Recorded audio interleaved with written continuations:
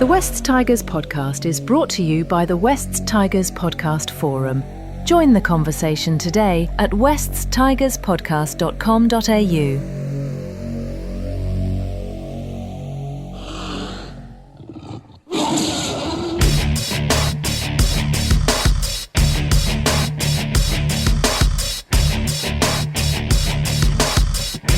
It's the West Tigers podcast, post-match edition. Unfortunately, a post-loss edition of the West Tigers podcast. 34 points to 28 being the final wash-up against the Cowboys at a very, very big, very packed Leichhardt Oval on Sunday afternoon. And for this podcast, we have Zach, we have Nick, and we have Jordan. And we're going to talk to Jordan about what are we going to talk to him about? We're going to talk to him about 3 in a row in a moment, but let's start off with tradition.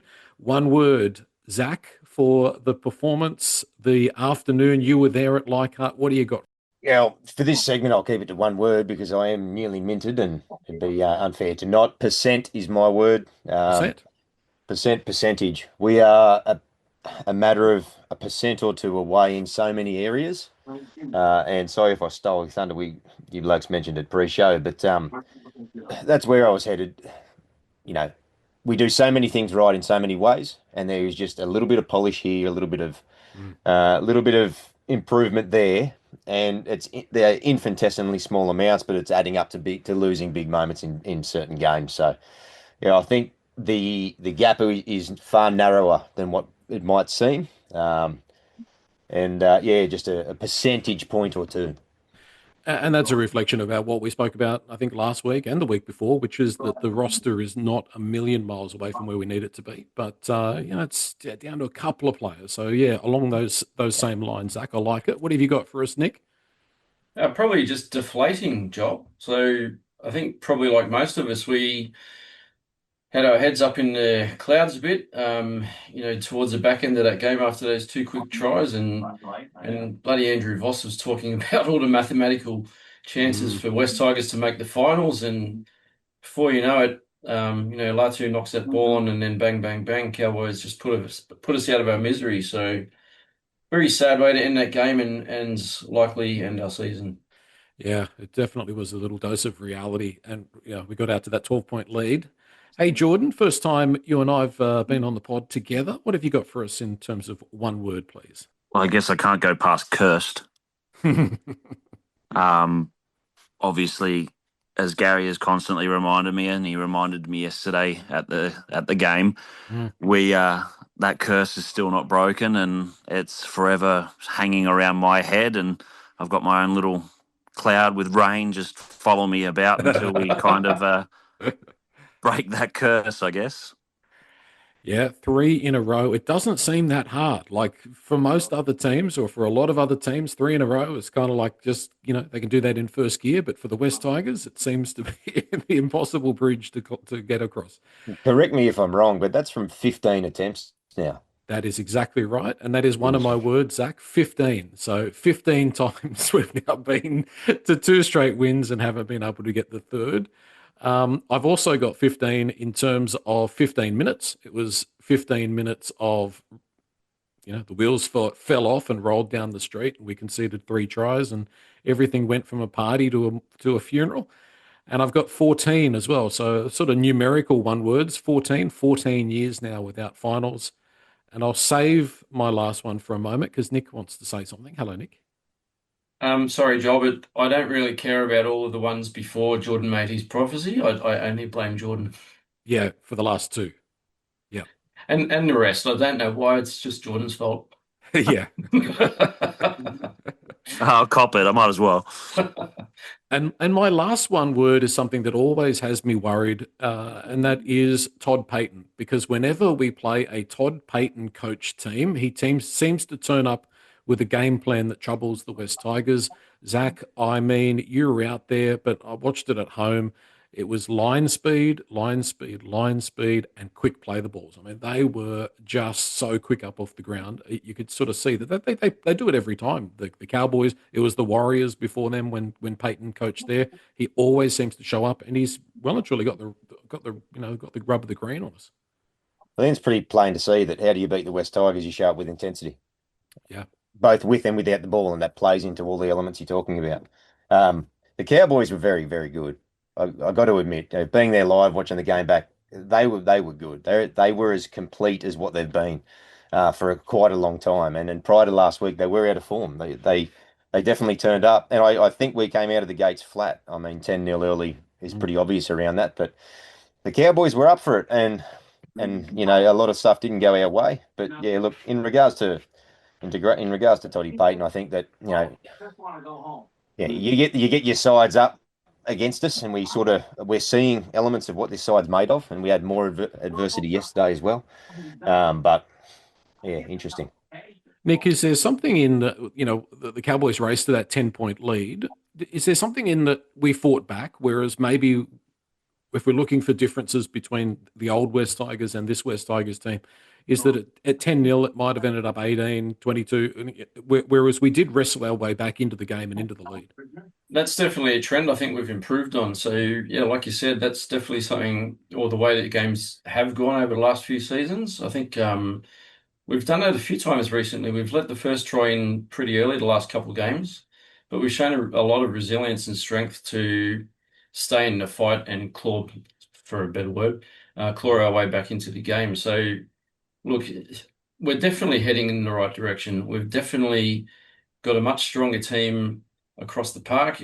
Our back line is just about there. I think, with exception of Mr. Rocks and Diamonds, Brent Naden yesterday, I think if we could probably just strengthen up that other centre position, hopefully with a bit of recruiting and forward pack, we're going places next season. I can really feel it. Yeah, it's just a shame it panned out that way it did yesterday. We should have won. It's another game that we should have won.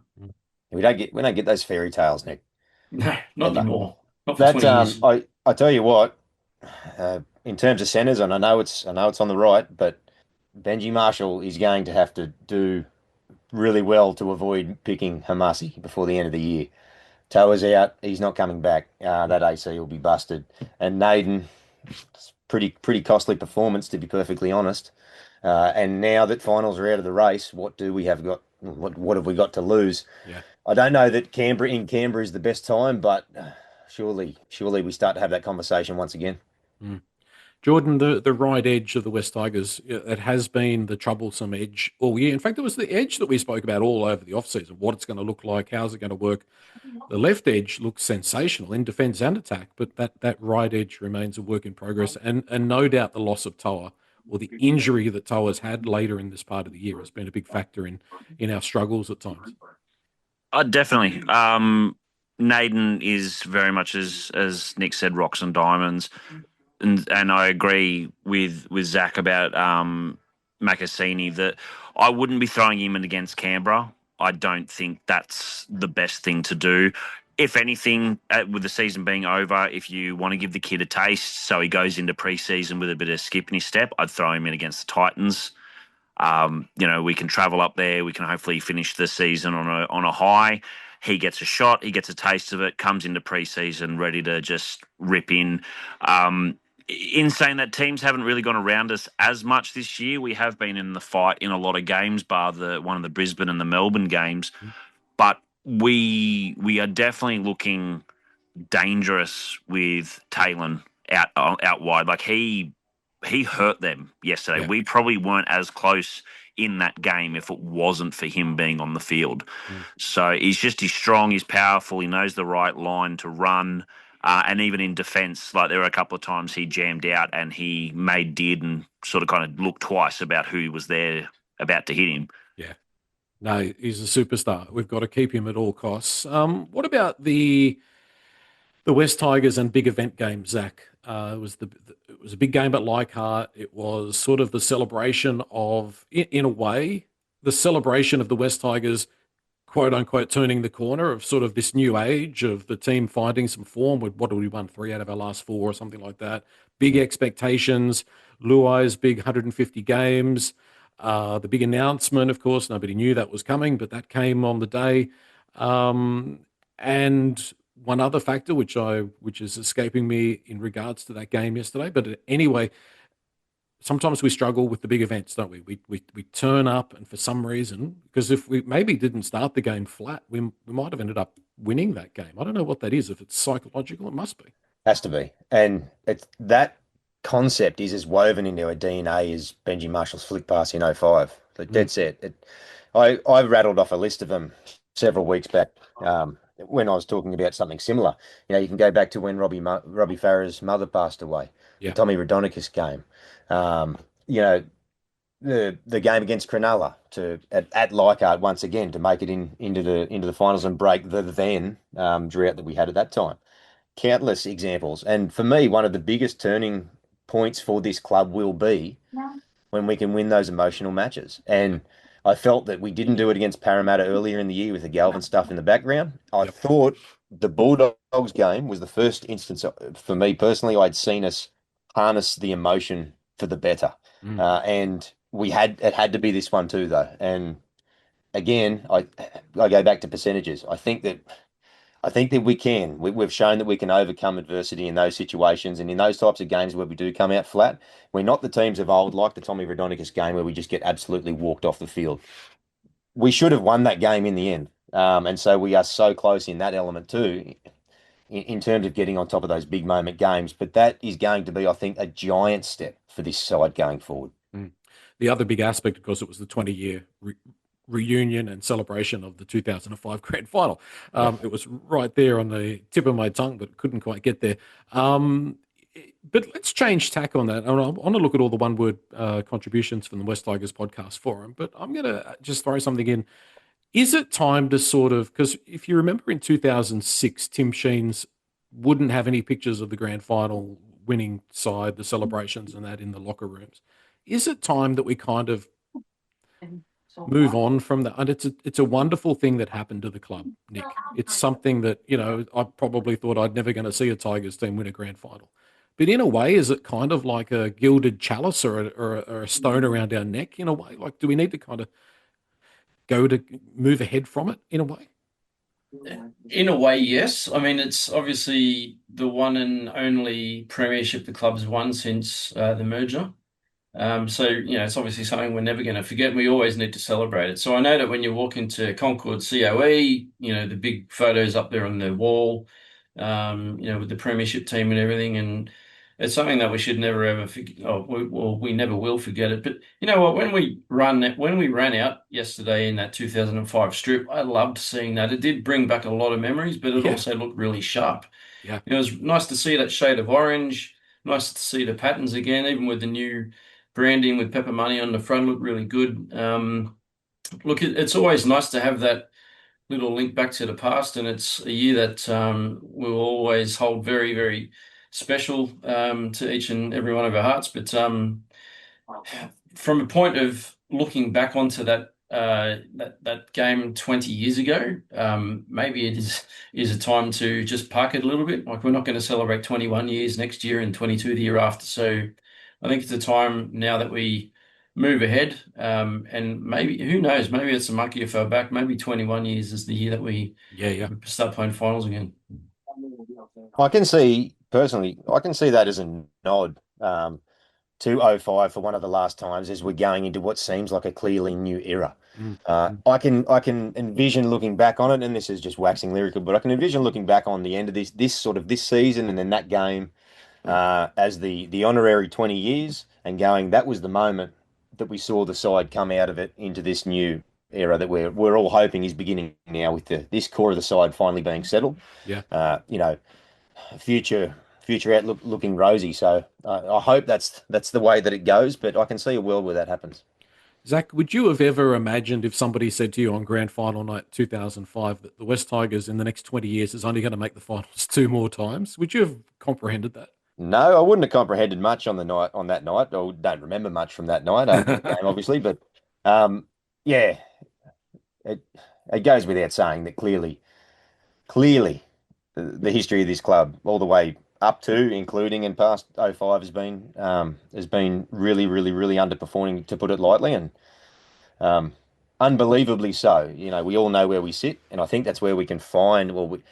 I think that's why when we're seeing small wins, and we're seeing 11th as our position from where we've been, all these sorts of things. I think we're a fan base that is quite emotionally present. So we do ride all of those emotions. And I think that the lack of success over the years is a big reason that we do cling on to a lot of hope. And we sort of have to be optimistic out of survival mode sometimes, I think. Hey, Zach, if someone had have said to me at the end of the 2011 season that you're not going to make finals for the next 14 years, I reckon I would have put my hand up to go into a voluntary coma, to be honest. Right. I think I Yeah. would have enjoyed it a bit more than, going through the misery that we've all been through. It's just been Mm. so hard and tiring.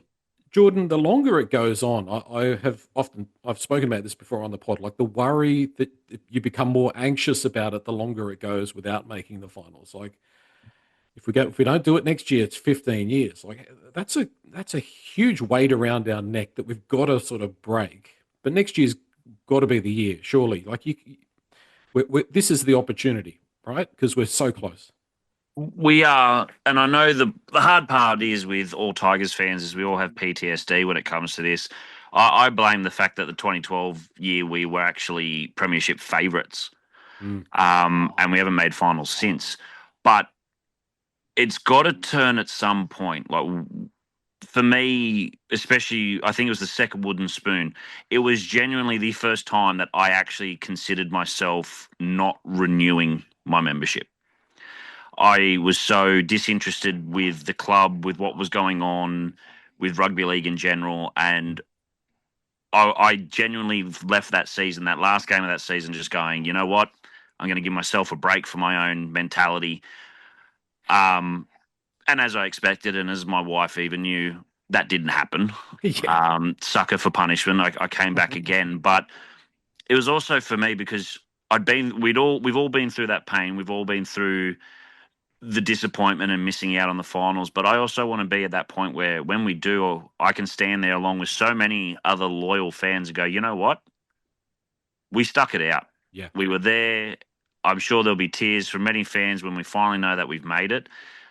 I believe this is probably the biggest opportunity that we have. Like I've got a daughter that turns 15 this year and she has never seen her team play finals football. And I want that to change. I want that to change more than anything. And I believe that next year there is a real red hot crack, bar the footy gods cursing us with a injury plagued kind of season. Yeah. I think we have a real opportunity to do it next year, and I'm excited to see what 2026 really is.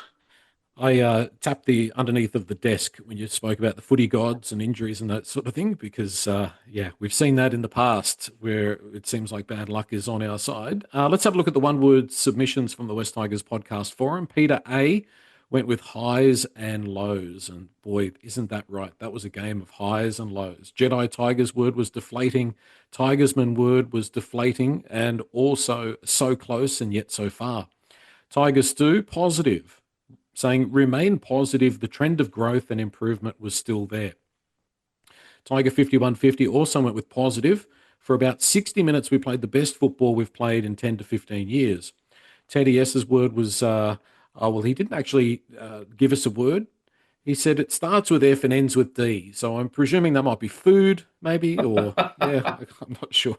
Also went with, FUD, also bipolar, saying this game, the game and this club is bipolar. Dirty Red's word was pain. Only the Tigers could lift us up and drive a dagger into our collective hearts. Tiger Town SFS's word was no words. London Tigers' word was roller coaster. The peaks and troughs in the game mirror our season. Mike's word was woeful, particularly that right edge defence. And on the Richo meter, poor. Snake's word was roster. That's the problem in a nutshell. Mac Tiger's word was hope. I had too much of it. NatMac78 said mistakes. We can just never defend them. Seek and Destroy's word was devastated. 1 minute on top of the world. Next, I feel like my dog has died.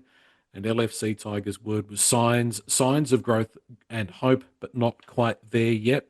But in saying all of that, Zach, you take the best team in the competition and you take one of their halves out after 20 minutes, the chances are they're going to struggle. How much was the loss of Doueihi a factor?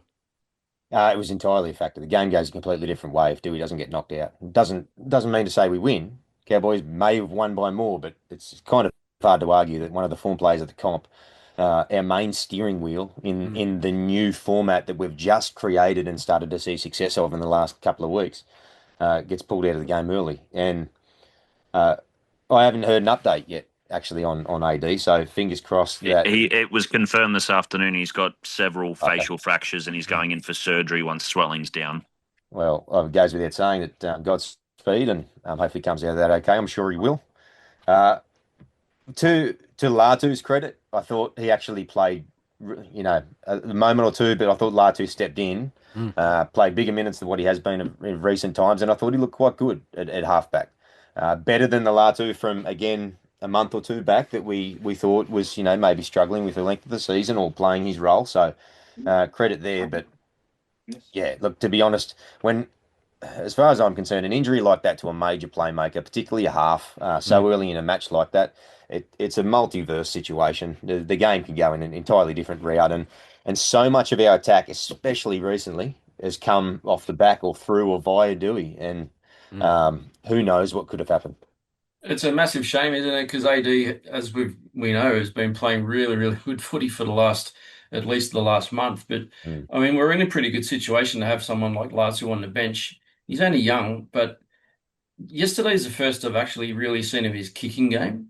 mm, I don't think he really did too many long kicks for touch, but he put up a lot of really good bombs that were contestable.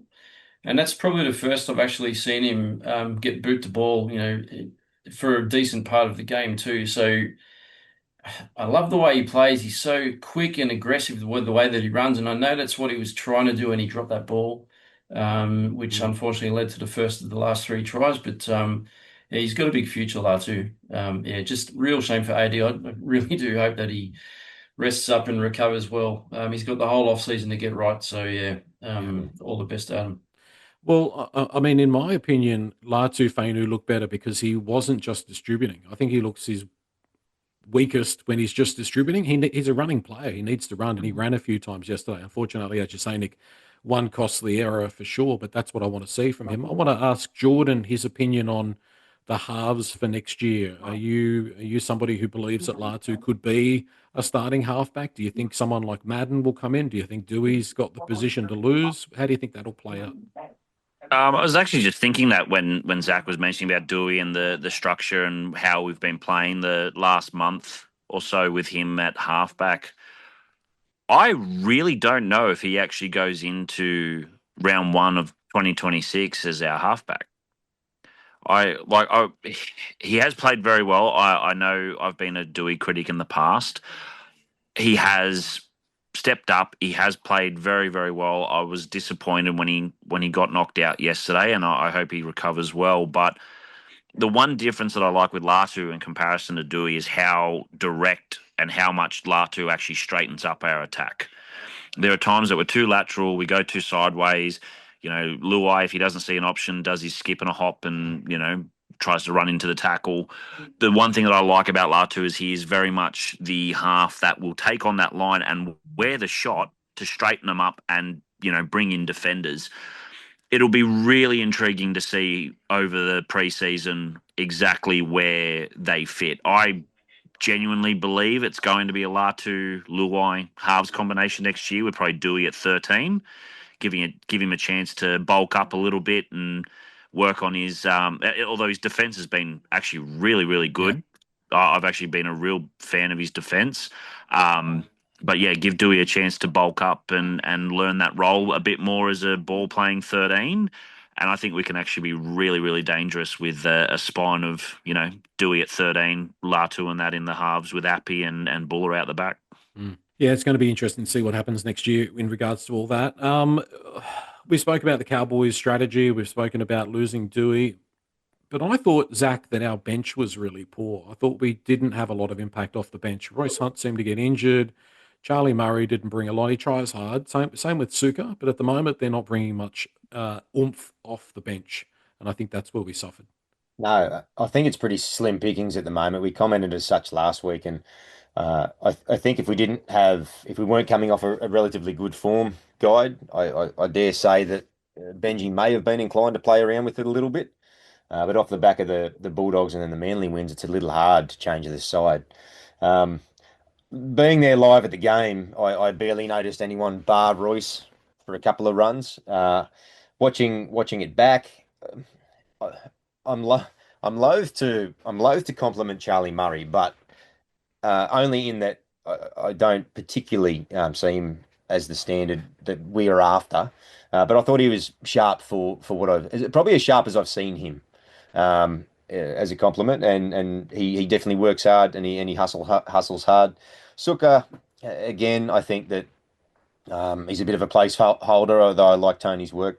Yeah, mate, you mentioned earlier about, as this squad is coming together and looking like there's only a couple of pieces of the puzzle left. I think that the makeup of and the makeup, the personnel on our bench is definitely something that, one, we do have options heading into next year, depending on how the chips fall. But two, we do need to get that right because I think I may have mentioned it on last week's show. It seems like some games we're going in playing with 15, 16 men, for better or worse. And I think we can use those resources a lot better, but we do need to fill out the squad in order to do that. There wasn't much impact from the bench, was there? Like Royce is your impact forward, but I'm looking at the West Tigers website, 19 minutes, so not long. And he hasn't played many minutes either, Royce. Charlie Murray played 29 minutes. That's a fair bit of footy. Same with Sukker as well, 32 minutes. So, but yeah, what I did notice, and I know we've all spoken about it over multiple pods, is just no impact off that bench. Charlie Murray tried, and I watched him a bit during the replay and the highlights. He tried hard, but he hits the line and just gets dragged down. Was dominated under physicality, Joel. So definitely a part of the side that we need to strengthen 100%. Just with Tony Suka, like I actually like a lot of what I've seen him here in reserve grade, but for me it's the fundamentals. He did it against Manly. There was one I can remember against the Roosters as well, and he did it again yesterday, where they play that short ball for that sort of, that back row or run. He just has his hands by his side. Like it's stuff that you teach kids. And it was that, and he did it yesterday against the Cowboys with a lost ball, where he is literally he's running with his hands laterally against his body, and by the time he gets that pass thrown to him, he's getting his hands up. It's just too late. Yeah. And it's those, but he's good first contact. I like him in his defense, but attack wise, he's still got a lot of development to do. I think again, he is a placeholder with Kai Pearce-Paul and Maverick Geyer and stuff. I think he might fall down the pecking order next year. Yeah. You can kind of see that happening because we've certainly targeted the back row when it comes to buying players for next year. So that's definitely going to be a factor. The off season, Taylor May. I know we wrap him every week, and we've already spoken about him, but a proper off season with the club, Zach. Taylor May, theoretically, could go to a whole nother level next year. I think he's up there. I know this is really early with one of the best centres the club's ever had. Look, on performances alone and what we've got in the short period of time that we've had him, his output in that time, it's hard to argue. I'd have to go back and look at his stats, but over the weekend alone, we're talking multiple line breaks, tackle breaks up around 9 again, and we're getting it every week. What I love about Taylor, Joel, is that, and we've mentioned it, the boys mentioned it earlier, he's a both sides of the ball player. His defensive stats, I was looking earlier today, don't read overly well, but he is a centre with, defensive decisions and decision making and ability to cover on the sweep are often more important necessarily, or generally than the missed tackle count, but just his intensity in defence. He's a threat, and that's what I like about having Taylor on that left side. Is that we've spoken about this before too. He's opening multiple threats, and we're starting to see how and where he can be used in and around the players either side of him, and the option he can give the half on that side. So, we've I've said this too. We fell backwards into Terrell, and we've been able to fall backwards into Taylor. Very, very exciting, and Macassini's going to have to. I'm sorry to bring him up again, just because everybody seems to be at the moment. He may have to find a different position than left centre because the way Taylor May's playing, you don't move him for anybody at the moment. Yeah, you'd have to think with what Benji said in the press conference the other the other week, you'd have to think that it's going to be Taylor who moves because he doesn't want to play Macassini on the right. Like they played him there in one New South Wales Cup game, and then they moved him over to the left. His right arm fend is his weapon. Like he has got that strength. Right. I think you might find that in the preseason it's going to be that Taylor moves to the right for Macassini to fill the left. Maybe Macassini needs to do some more left arm chest presses just to bulk up a bit on the other side. Well, what I will say though, Taylor's second try that he scored, where he played the ball after being tackled, threw it, or dummy half, I can't remember who it was, might have been Taruva, threw it into Jerome. And for Jerome to shift it back to Taylor did really well to get back on side. Like most players, when they're tackled in that situation, would just, play the ball and be pretty much dead to the play. But he jumped back really quickly, and that was such a good try. That was great foresight by Jerome, and great instincts by Taylor. He's brilliant, Taylor, mate. Really good. And Sam Fainu was the link man in between. Fainu. Yep. Yeah, he was. What I noticed about Taylor is he's a very disciplined player. Like he doesn't let a 1%er go by. So to your point, Nick, he's pushing back after that ruck, just in case there's a blindside play. And I've noticed a similar thing in a few instances. I can't think of an example off the top of my head, but you do often see him covering for others' mistakes, making up for his own, and just being an option or available on the off chance that it's there. We saw it in that absolute belter of a try that the boys scored. He was the opposite side of the field. He didn't need to push up, but again, he was there to receive that ball from Romy. So, he's an out-and-out competitor, and not the type, maybe like a Pole at the moment, who tends to maybe get complacent at times. So, talking about 1%ers and professionalism, I don't know if you've noticed, and it took me probably 4 or 5 replays of that try just before halftime to pick it up. I saw it this evening before we jumped onto the pod. I was watching the highlights.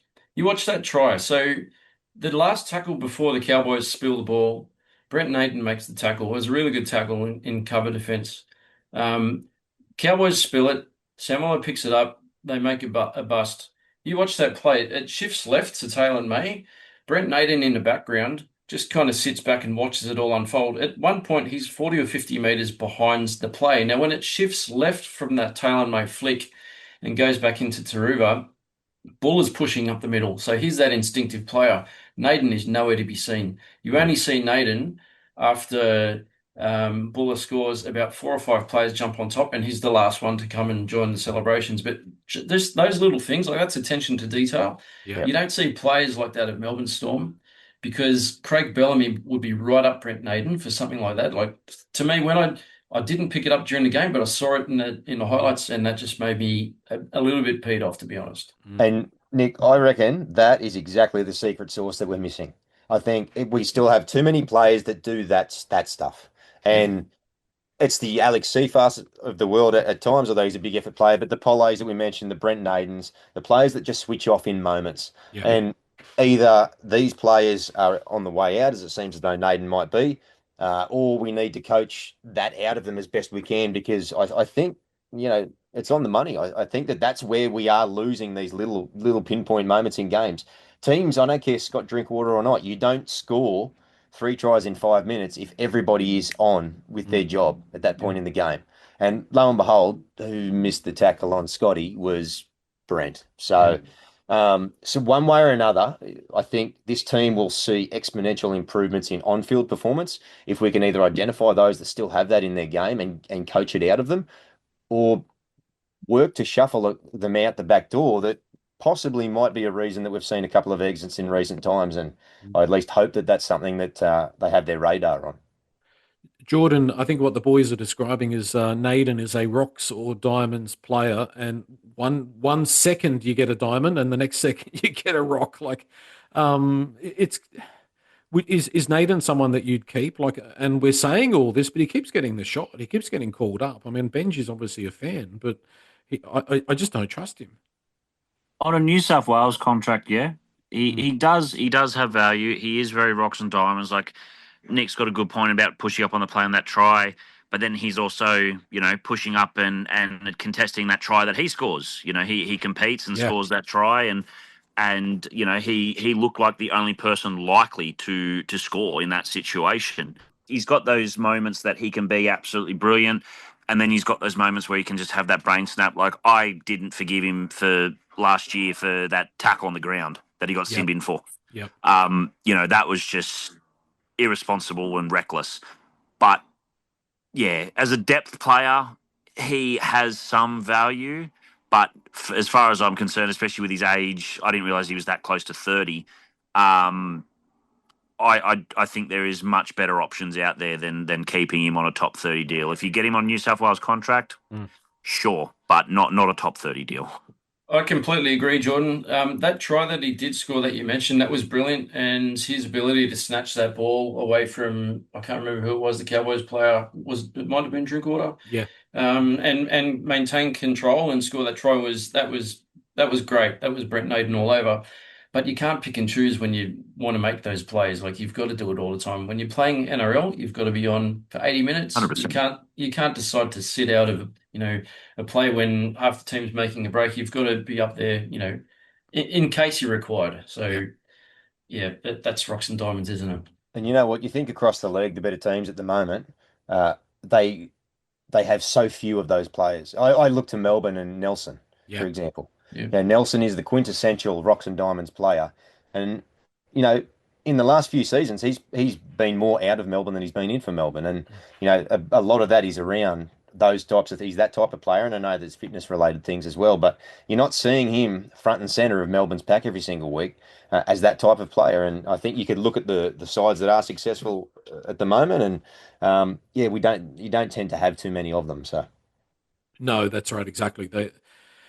Or they're guys that get an opportunity, they get into the league, into the NRL, and then they're sort of found to be that sort of player, and typically they are too much of a risk. Like most teams, the good teams, are fairly conservative. They don't have too many risky sort of players, and it's the teams that sort of have to not be quite so picky that often have those sorts of players. Zach, does Sunia Turuva have a target painted on his head? Because it seems every time he does one of his carries, he gets a whack in the head.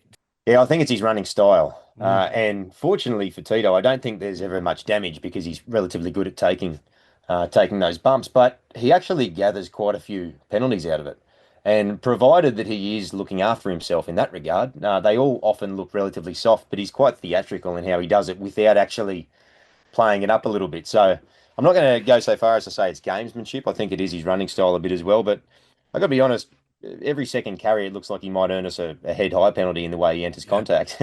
And he's one of the bravest little buggers I've seen in the Tigers jersey for a long time. So I am not going to provide anything about Tito's backfield play other than to just say, keep doing what you're doing, sir, because you're killing it.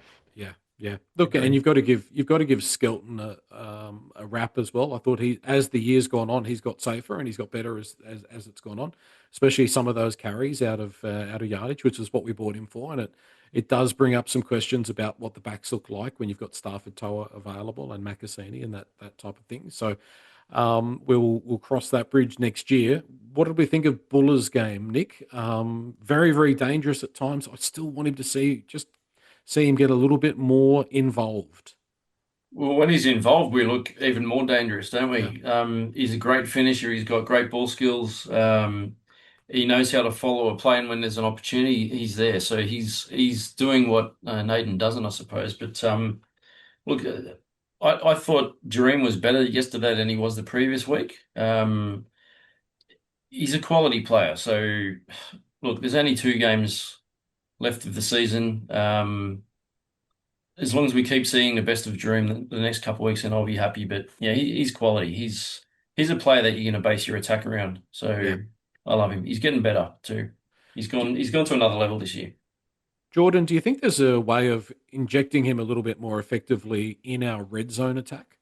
Because that is still an area. I mean, if you take Taylor May out, like he's been our most dominant red zone sort of threat, but we're still struggling in that red zone at times. And I think sometimes maybe Buller could get a little bit more involved. We've seen it in the past and it's been really effective. Yeah, there's probably one other way we could get him involved, which is not necessarily getting him the ball, but using him as that decoy. There is plenty of opportunity where you can probably have him and Luai out on the same side, and you can give that perception that he's going to get the ball and play out the back of him. or have him run through. But he does also have that running style and that ability just to get to the outside of a player. Mm.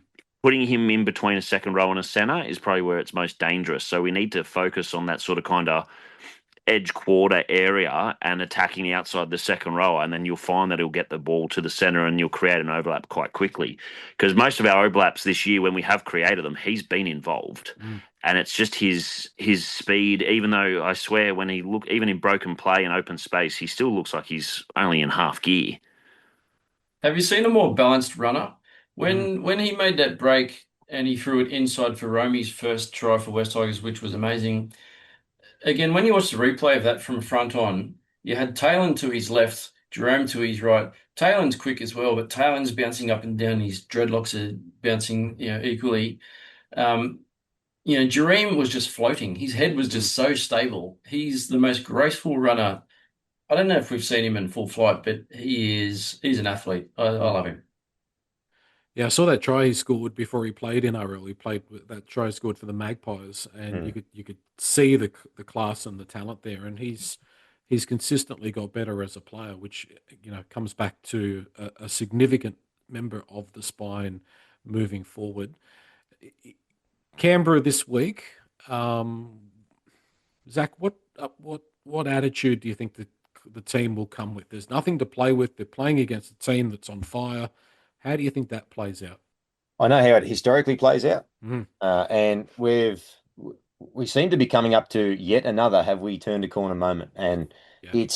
are we going to go quietly into the night, weak-willed and fall out the back end of the season poorly again, or are we going to take a tough loss? At a time of the season where our season is once again over, like I said, there's not much to play for against a red hot team away from home in the cold. And we're going to turn up. And I think it will once again provide us with a bit more of an insight as to what this squad is building mentality wise. It's a mighty assignment the way that Canberra are going. But this side can show that they can go with just about anybody when they turn up. I'm not going to project that we're going to win or anything, but how we turn up is going to tell us mentally, I think, with where we are on that rebuild plan. I mean, rocks and diamonds, Jordan. The West Tigers' performance against the Raiders in the last few years, we've sometimes matched it with them. We've beaten them a couple of times, and other times they've completely blown us off the park. It's hard to know what's going to happen. Does it really matter? Is it important for the club to show up and have a good performance and contend with Canberra as much as possible? 100%. Every performance, even if we're out of finals calculations, is important. It's important to set you up for momentum for preseason. It's important to set you up for things that you can see that works and improve on. My biggest concern with this game this week is if we go into that game with Canberra with the bench that we have the last few weeks. Obviously, there'll be a change with Doueihi now out, but we cannot go in there with that small of a bench. Canberra's forwards will just run us apart. So I don't know where the size is going to come from. I don't know if we give someone an opportunity. I'm not 100% sure, but we can't go in there with someone like Charlie Murray and Tony Suker as our forward options and Royce Hunt being the only impact player. Yeah. We have to find some size and a bit more intimidation. Otherwise, the moment we make those changes, they'll just roll through. But every game's important. We need to finish this year on a high. I don't know when I look at who's available, though, Zach, as to what we can do to strengthen that bench up for this game. Yeah, I mean, you've got Kit Leichhardt floating around the extended squad in recent times. He's been better in Cup. Peter Tautau has been doing good things in Cup. He came out of Canberra earlier in the year. Yep. Maybe he's in line. I don't know. To Benji's point earlier about making debuts at the end, I don't see him as a long-term prospect. He's certainly been playing quite well. I agree with Jordan 100%. There has to be changes. You're coming up against one of the most dynamic packs in the league, and they hit hard, they run hard, they are intense. And if you don't match it, you're halfway out the back door. It's interesting too, because we're going to have to start that heavy middle with Toilet Lock, I would say, just to match, which then drags one of those props. He's already there, but drags him into that situation. And If we're looking at then a safe bet in, say, a Mason at 14, then that last three has to be size, and we're going to have to carry somebody to cover second row too. So we are skinny. Look, we are trying to build the squad into next year and beyond, and this is hopefully is a problem we won't have to the same degree next year. But we're not flush for options right now, that's for sure. So looking at the side we ran out yesterday, the only way I can think of adding some impacts, and this is shuffling deck chairs, would be to start Tony Sooker in the second row and put Sione back in the bench and bring him on for impacts. Now, on the flip side, Sione played 68 minutes yesterday, which is pretty decent minutes. Yeah. So if you play him off the bench, he's going to be playing less, but you've got to look at whether he can provide that impact in shorter bursts, because Canberra's big and physical. So it's going to be the toughest challenge of the year, especially the way that they're playing. But you know what? It'd be so West Tigers for us to knock off Canberra and then lose to the Titans to finish our season. Yeah. I can see it happening. Yeah, it could happen. Stranger things have happened. It could be a good time to, probably a stupid question, Jordan, but it could be a good time to play Canberra. I mean, their focus is not going to be on the West Tigers. Yeah, true. Yeah, no, they've got the top of the ladder to contend with. I haven't looked at it. I don't know how many points they're ahead of Melbourne, so I don't know if they've got the minor premiership sewn up or not. But they're only 2 points ahead of. Okay, so And they're behind on differential too. okay, so they still do have plenty to play for. I was kind of hoping it'd be a few more points and they might rest a few players. But yeah, it could be a good time to play them. The problem that with Canberra, like even when they look like they've been down and out in games, they've just had these block periods where they've just stormed home and they just bash their opponent. And that is my biggest concern, is that we don't dwell well on teams that go out there and physically manhandle their opponents. Yeah. All right. Well, we'll wait and see. Fingers crossed. It'd be great to see the club really show fans that they've turned the corner. But I think if you're playing a team that, like Canberra, that is in form and is the oil to our water in terms of physicality, and it's down there, like, it's going to be a big task. But we'll see what team is named on Tuesday afternoon and take it from there. The big announcement, $110 million in combined funding for Campbelltown and Leichhardt. We already knew that Leichhardt was getting the upgrades. I believe at the end of next season, Leichhardt will be out of action while the northern grandstand's done and new toilets and things like that. But Campbelltown is going to get an upgrade as well. It looks like funding primarily for the western grandstand to be extended out, and better changing rooms and things like that. Zach, I haven't spoken to you about this topic before, but there was the threat of leaving Campbelltown, and I think it would have been a great shame if the West Tigers weren't part of that community. Yeah, there's a set on Richo, to be honest, because in that scenario, I know we're to the betterment of Campbelltown as an area, just as much as they are to us. But yeah, if there was some sort of a commitment there to move away as a result of not going the way we're after, that would have been, yeah, an almighty risk, to put it lightly, I think, given the growth of the area and the fact it's heartland. You don't pull out a heartland like that. You simply can't. Particularly in a joint venture that at the best of times, even to today, it can be shaky. So I love the commitment and the fact that the upgrades and refurb on top is awesome. But the commitment is big, I think. The 15 years, to say that we're down in the southwest for the next 15 years, that we're setting up shop. That's putting roots down, it's laying foundations, and it behooves them now off the back of that, I think, then to just continue upskilling and rolling out and building that junior program that in its fledgling state once again, and then the focus has been back there for a couple of years now, and Shannon doing good things down there. Grow it. So let's try and grow it. So if I can play sort of devil's advocate though, Nick, even with 50 million, hey, I'd like it in my bank account. It's not an insignificant amount of money, but it's also, when you look at 300 million for Penrith, it's not going to significantly increase the capacity of the ground, nor is the upgrades at Leichhardt going to significantly upgrade. There's still going to be that limitation, which is a talking point that a lot of fans on the forum are talking about, in that, when or if we do become a really successful team, 20,000, 22,000, 20, even 25 might not be enough capacity. Very true. We're not going to get a big shiny Allianz or a comeback like Para have got. Um, but I guess the fact is we still will have two home grounds, which is different to, the large majority of clubs out there. So also I love the fact that, Leichhardt will always be a suburban ground, even when it does get renovated and we get a nice big new stand on the northern end. Hopefully we can still see those big, beautiful trees behind the stand because that'd be a shame if they're blocked They'll out. be But gone. I'll be oh, don't say that. Well, Yeah. that's Leichhardt, isn't it? I mean, the hill is Yeah. Leichhardt, but those trees Mm. are Leichhardt. Like I love nothing more. My daily commute to work is going past Leichhardt Oval and seeing those big, beautiful trees up on top of the hill there. But Leichhardt will always be a suburban ground. It's always going to have that magic, and I think we need to somehow create some magic at Campbelltown, and maybe Mm. that stadium or that sports ground renovation is what it needs. So. Maybe we can dress up Campbelltown a little bit and maybe that will bring the success. Can only hope. It's been an unhappy hunting ground for us, Jordan, Campbelltown in recent years. Some of that just because of the way the team has gone, but we've got to get some magic out there, as Nick's saying. Look, as a born and bred boy from Campbelltown, I grew up in Ambervale. I was, I've been out in the southwest basically my entire life.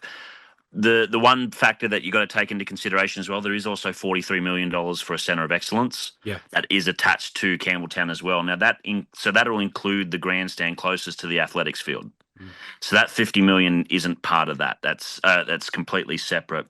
Um, there's a lot of corporate dollars out in Campbelltown. There's a lot of businesses move out this way, especially your Smeaton Grange kind of area, all of that.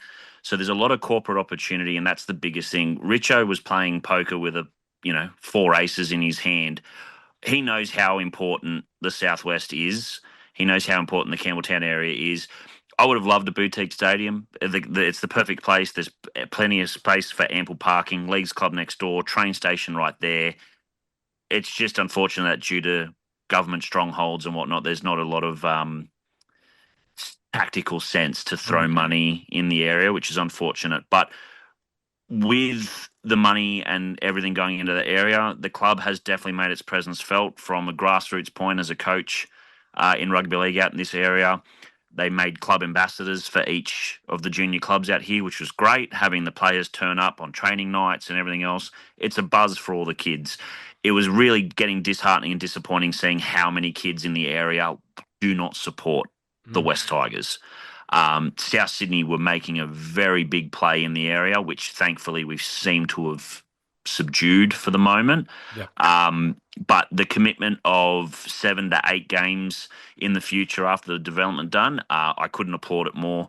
I live literally 5 minutes down the road from Campbelltown Stadium, so that works great for me. But I think if they can really entrench themselves, you'll start to find as you drive into the southwest, as you go down the Hume Highway and you start getting off the exits, you'll see the billboards and the posters, and we could genuinely make this area a stronghold for the club. And I think once we do that and you actually get the because there is a bit of a disconnect, there has been for a while. Yeah. I think if you really build that fan base here, you'll start to travel out to the games and opposition fans will get to the point of going, like when you go to places like Newcastle and Canberra and even Penrith, you'll just feel different walking in there going, okay, we have no advantage here. This is a Tigers, a fortress. And that's what we need to create. There could certainly be more visible presence of the West Tigers in the area. Like it's some sort of, as you say, banners and signs or something like that. It's a bit generic still when you go out there. It still feels a little bit neutral is probably the best way I'd put it. Not to say that Leichhardt is different in any way. I'm not comparing the two, but if you look at Penrith, it kind of it has a different feeling. Like the team seems to be part of the fabric, and we need to, I think, have that happen out at Campbelltown. Zach, you've got to give Richo a plug here. I mean, for what he's done in 2 years, and where the club was 2 years ago, and well, it's not even 2 years. He's been with us for just over 18 months. To in this climate, political climate, to get that sort of funding, it's been a phenomenal effort, not just from Richo, but from the other people involved. But there's a lot of things that a couple of years ago we were talking about and wondering about that have just been done. He's just gone in and done them. Incredible. absolutely incredible. We could sit here and make a list as long as our arm and still forget things. You look at the way that he's turned over the squad, the signings that he's brought in, the improvements that have come through on the field, the messaging out of the club, the social media that's coming out of the club, and the media department Yeah. has just Yeah. improved phenomenally. The funding that he's secured for both of our home grounds, like you said, inside of 2 years. These archaic relics of stadiums that are so close to the hearts of the club and fan base, um, and he secured the funds for it. Countless look, and at the same time, he's also gotten fitter. He's looking good. Goodness me, Yeah. he's looking richer, mate. You Yeah. must be on Yeah. the man shakes champion because he's doing wonderfully. I The know. stress is good for him. Yeah, I Yeah. know that there's been times, particularly this year, and probably most people would agree that around the Galvin situation, there was a couple of questions asked about Mhm. not so much the decision, or some of his decision making around the contract, but more so the messaging coming out of the club via his microphone. But look, in hindsight, even if we look back at that situation, look where we're sitting, and look where Galvin's sitting in that situation. Not to bring that up again, but Yep. even in the moments where, I may have doubted Richo and some of his decisions he's making, we look back and I feel foolish as a Mm. result of it. So if that's what he can do in under 2 years, I'm really looking forward to what he's going to be able to do over the next three and a half. Yeah, yeah, exactly. And if we're sitting here this time next year talking about what it's going to be like playing in the finals, like then we'll all have come together, and it's really encouraging and it's really good to see. Just the last question on the jersey: do you on that '05 jersey, as I think Zach said earlier, it still looked fresh and contemporary. Should we be incorporating that design a little bit more into our look? I think it works, Nick. That design. It does, and I do like the jersey. But Joel, you're talking earlier about we need to move I away know, from but the 2005 Premiership, so maybe we uh, need to go with something completely different. it's completely different. Okay. Oh, look, I love the chevron. I love the V's. Yeah. Bit of a traditionalist, so I've got no issue wearing that for a one-off every now and then. But Mm. no, let's leave 2005. Let's leave it behind. Yeah, let's leave it for now. Alrighty. And last question: was that the try of the year for the West Tigers and in the NRL? You reckon? What do we think? It certainly got me excited. I've watched it 5 or 6 times, as I said. Yeah. So it was I, a I cracker, wasn't can't. it? Yeah, I can't think of it. I was running through it. Someone actually asked that question earlier. I was running through because I watch a lot of the footy throughout the year. I can't think of anything close. Yeah. I've got to And say, watching it live, Oh, Oh, it was there was incredible. a lot of excitement and whatnot, and it was we were all going ballistic, but I didn't appreciate it until I went and watched it back on camera. yeah. And I'm the same. My bean counter is up to 4,000. For those who are on Instagram, I've got to mention NRL on 9, I think it was. They did a particular person on person where they tracked the ball Right. from Yeah. behind the Yeah. goalpost, Yep. and they put it together to some slow-mo music. It is absolutely phenomenal. Yep. Every Tigers fan, if you want a bit of catharsis or a way to get past last night, go on and watch that video because it's exceptional. What a try. And the What irony of it coming against the Cowboys, that was the weird part about it in the game that celebrated, the 20-year anniversary. Anniversary. It was a memorable moment. Yeah, quite incredible. All right, and guys. Joel, Yep. just Sorry. quickly, Yep. when we got up 28-16, I was thinking all we need is a penalty goal to win 30-16. Yes, That was the exactly. 2005 score. It didn't Yeah. happen. Someone Yep. also mentioned that apparently the timing of the game was actually very, very close to the same time that Benji flicked it to Pat Richards. Okay. Just before half time. Yeah, Yes. that's That's right. true. Yeah, yeah. Because I'd actually written in my notes 3 to go. A few decisions are going the Cowboys' way. We've got to hold them out. And the next thing that happens. Yeah. So it was just before halftime. So, yeah. Yeah. I'm glad the '05 result went the way that it did. Really, really glad. Forever grateful. But it would have been nice if we could have won that game yesterday. Yeah. Anyway, thank you, boys. Good job. No worries. Thanks, very mate. much. Thanks, boys.